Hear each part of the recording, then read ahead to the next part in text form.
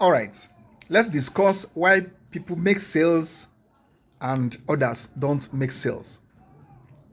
There are strategies that work and there are those that do not. So how do you know what works and what do not work? Because in sales, most things follow logical process. There's a logical process in the activity of the individual, on the strategy of the individual, on the approach of the individual for things to work for him. So we're going to discuss just a few of them. So you have to learn to prospect the right people. Your marketing approach may be top notch, but if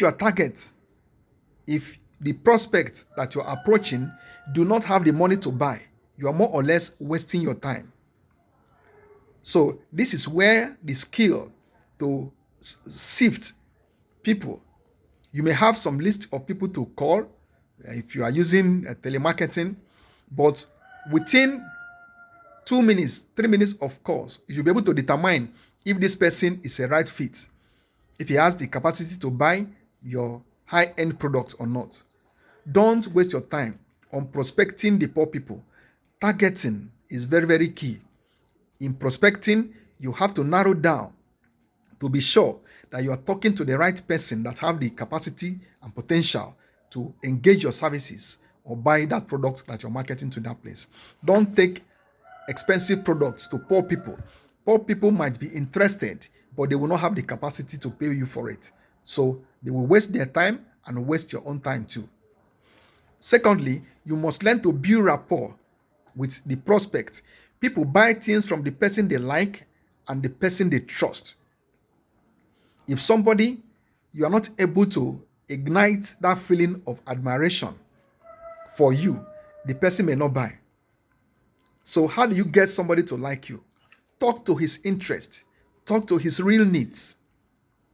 Carry him along in a social way. Be sociable to him. Be friendly with him. Talk to him like you have his interest at heart. Somebody that wants to build a long-term relationship with him. Relate with him respectfully. And don't see him as an object that have the money that you're looking for in his hands. And you have to deploy techniques to get that money. If you come with that attitude, he will not like you. So establish quality rapport with your prospects in a way that will make him to like you and prefer to do business with you. Again, ask them questions. You must ask people questions such that will help you to identify their real needs. What you have to sell may not be what he wants to buy.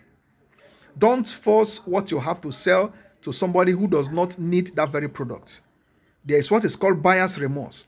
He may buy, spend that money, you'll be happy you've made a sale, you've reached your goal, and he will go home and start to regret. And he will start to resent you whenever he looked at that product and remember you. Next time he wouldn't buy from you because you have not asked him critical questions to determine if that is what is best suited as a need for him at that point in time. So don't be afraid to lose a deal if you find out that what you are selling is not the best fit for the prospect. Be concerned about fulfilling his desires. That is why you ask people questions, not just to qualify him, but to be sure that what you are selling to him is what will serve his best interest. So, again, your pattern, your method of presentation also matters. Sometimes you have to let somebody see, feel, touch, and experience the products that you want him to buy. Why do car dealers allow you to drive the cars that he wants to buy, to feel the leather, to feel the steering, feel the wheels, perceive the smell of the automobile? Why do product sellers allow you to take that product, use it before coming back and deciding if you are to buy or not? So it's very, very important. Your strategy of presentation matters. Give it to him, let him touch it, let him see it, let him feel it, let him smell it, let him use it in advance. And then it will come. When it comes to buy, he's already sold. It's not coming to buy one or two. It will order in cartons, it will order in multiples. So that works. Then you must learn to handle objections. Objections are the normal process of sealing a deal. Don't just hope that once you make your presentation, the person will be glad and then want to buy. No, some of them will raise objections. Agree with them for their reason for not wanting to buy.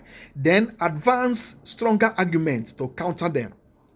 Don't just tell them you are wrong here, you're wrong. No, don't disturb them, don't argue with them, but bring up superior arguments to persuade them, to convince them. But nevertheless, be sure that you are not just trying to persuade them for your own selfish needs. If you find out in the process that that is not exactly what he needs, you are selling 4-bedroom apartments because you deal on property, and you are trying to market to a newly married couple. You know, and you know it, that 4-bedroom is not a good way for them to start their new life. A bedroom, 2-bedroom apartment is okay. So if what you have to sell is not what a client actually needs, help that client to get what he needs, or direct him, guide him to where he will get the person that will serve his best interest. That's how you do it. So learn to handle objections is very key, because you will get lots of no before you get a yes. So there is also a technique involved in closing deals. Is a skill in itself. Some people can maybe place adverts, attract so many leads, but they will not be able to close even 1 out of 50 or 100 leads. Why? Their closing techniques is very poor. So after you have closed the deal and you made a sale, ask that customer to give you referral. Don't ever allow a customer that has successfully transacted a business with you and is happy to walk away without referring his friends and people in his circle of influence to also buy from you. Ask him to give you such contacts, and he'll be glad to do that for you.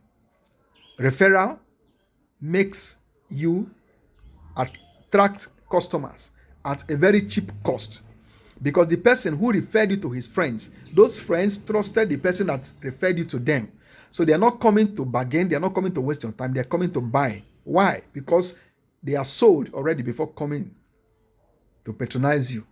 So always ask for referrals from satisfied customers, and they will be happy to give it to you. I have a video devoted to referral strategies, using referral strategy as a marketing tool that can give you lots and lots of customers.